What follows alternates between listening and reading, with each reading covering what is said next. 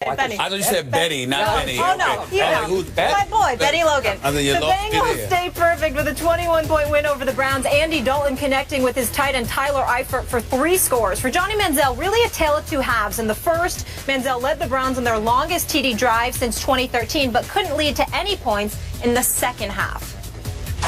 Looking back, there were a couple times I could have, got it down to a tight end or got it down to a back, and really, even sitting there with 10 minutes left in the fourth quarter, just to get something established. I think it took a little too many shots right there. The back shoulder to Debo, ball over the middle to Barnage. I just gotta get some completions to get into a rhythm, and that really didn't happen for us in the second half.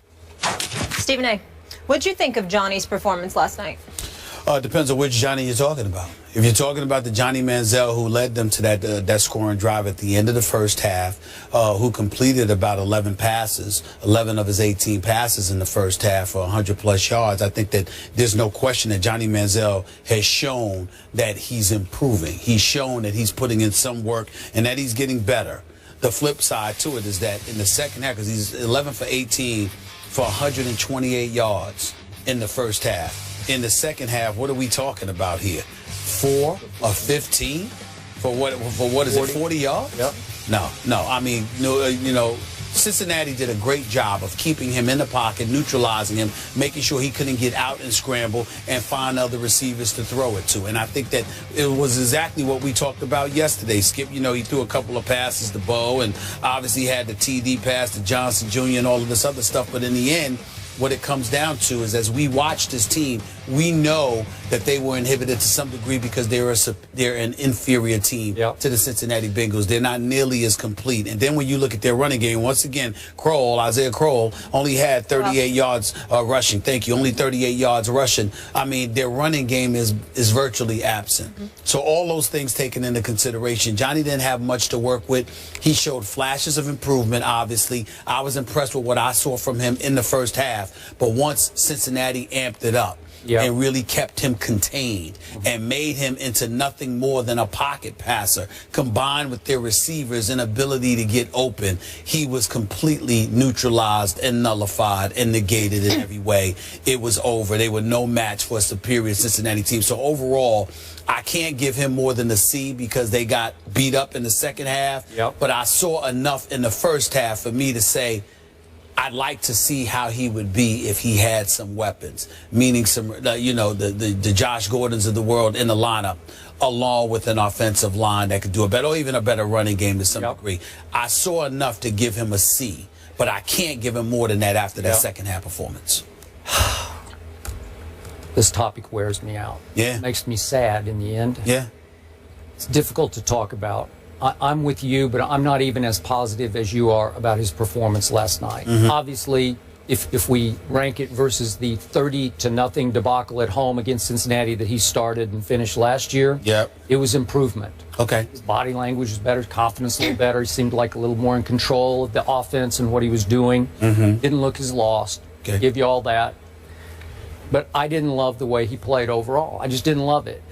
But I'm with you. It's hard for me to react at all to this because I'm going to say it again. He is playing with the NFL's worst group of running backs and receivers. Nobody has a worse group of skill, quote unquote, talent than Johnny Manziel is stuck playing with at this point. Right. I'm going to say this again.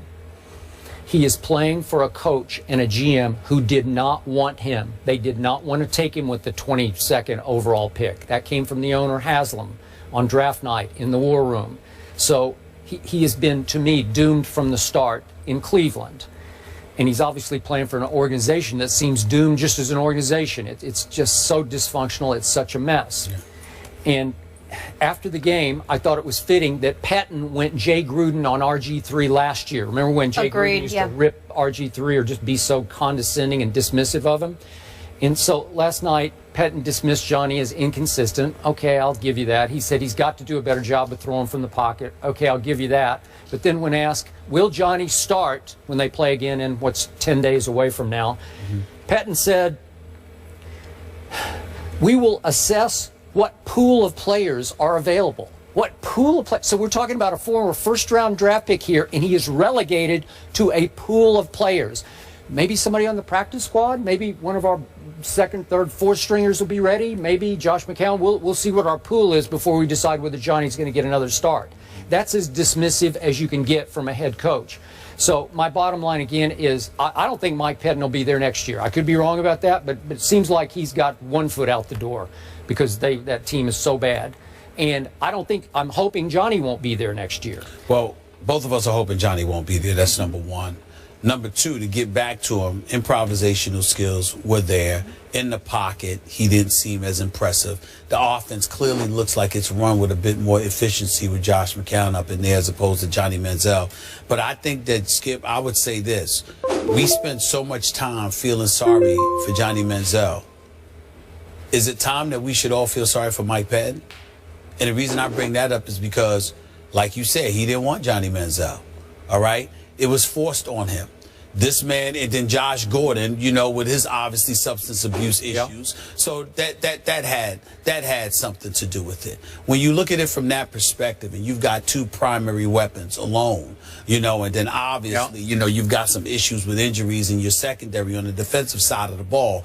I mean, to me, Mike Pettin, then you got the whole Farmer issue with, you know, getting in trouble with the league and all of this stuff. Everywhere you turn, Mike Pettin has had to work around all of this, along with an owner who won't just cut the check and stay out the way. He actually interferes because he thinks he knows a thing or two about football and what football decisions should be made. Maybe. A legitimate argument could be made that Mike Pettin has been undermined to some degree. Not intentionally or anything like that, but the environment is so dysfunctional. Let us remind our audience that Kyle Shanahan was the offensive coordinator on this team.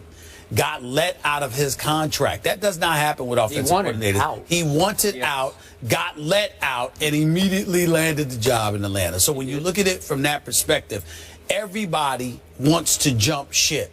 And this is what Mike Pettin has to deal with, because by and large, it ain't because of him. It's because of what goes on above him and how it interferes, folks.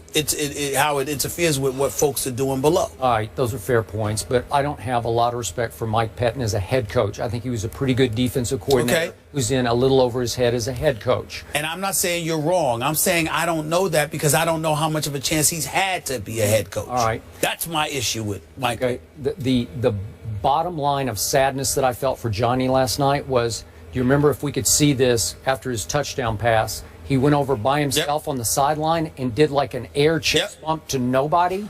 Nobody. Oh, I thought he did that. I thought he did that on purpose. Well, he's just doing it. He's celebrating by himself. That's right. Okay.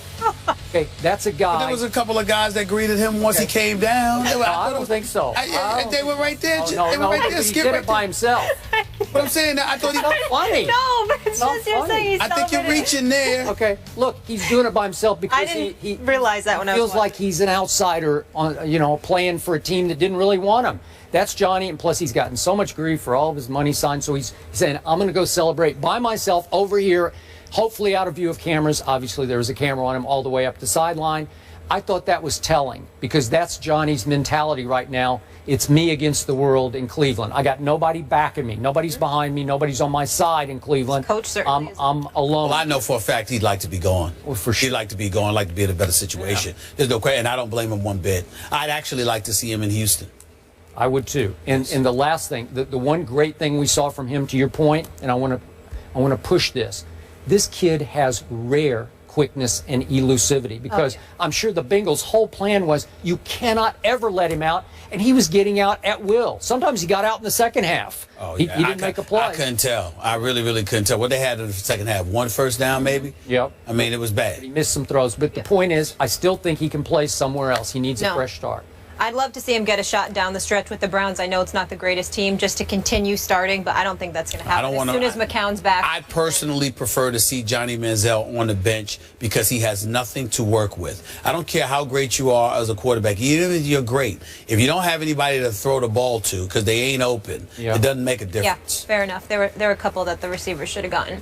Moving on, Derrick Rose back in old form. He scored 29 points in Chicago's win over OKC last night. Will he keep it up? We'll discuss that after the break. And we have you covered heading into another sports weekend. Check us out on IG, where I give you the complete rundown of today's show.